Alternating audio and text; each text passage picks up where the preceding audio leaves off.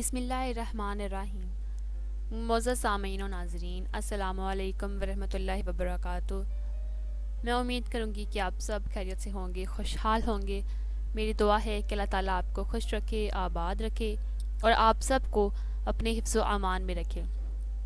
ناظرین، آج کی میری اس ویڈیو کا موضوع ہے ماہ شعبان اور رمضان کی تیاریاں۔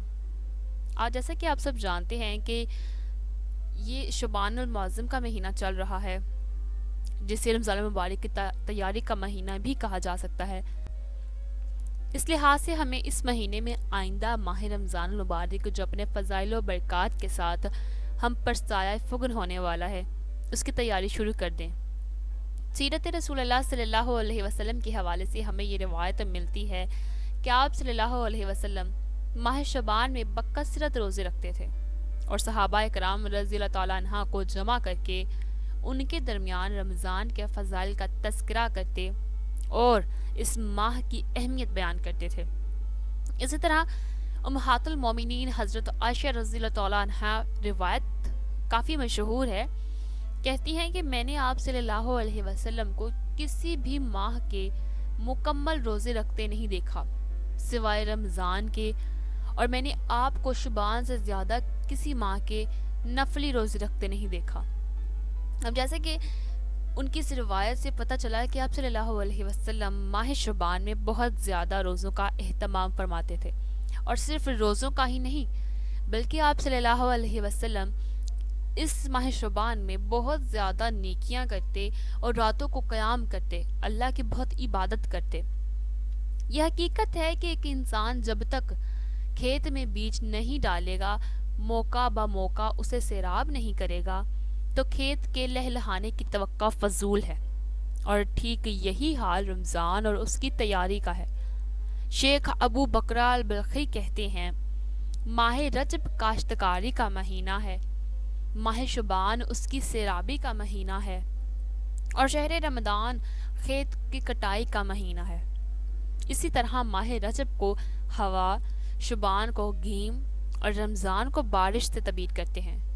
جس نے اعمال کی کھیتی کے موسم بہار میں کاشتکاری نہیں کی اور ماہ رجب میں اس کا پودا نہیں لگایا اور شعبان میں اسے سیراب نہیں کیا، تو وہ ماہ رمضان اعمال کے کھیتی کی کٹائی کیسے کر سکتا ہے؟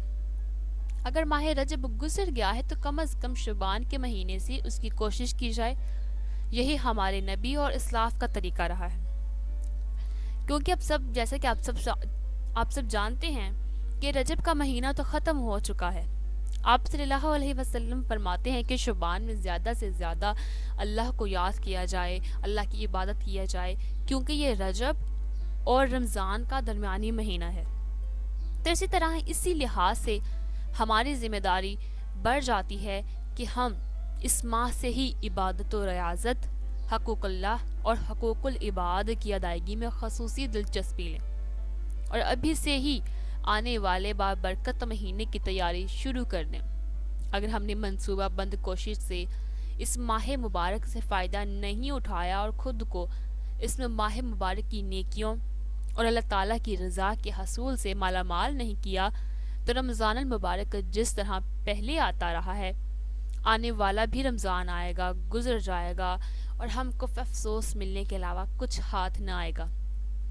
اور ایک بات میں آپ کو اور بتاتی چلوں کہ ماہ شعبان ایسا مہینہ ہے، وہ مہینہ ہے جس میں اللہ تعالیٰ مرنے والے لوگوں کے نام لکھتے ہیں، اور ایسا کہا جاتا ہے اور ایسا مانا جاتا ہے کہ اللہ تعالیٰ اس مہینے میں لوگوں کی تقدیریں بھی بدلتے ہیں۔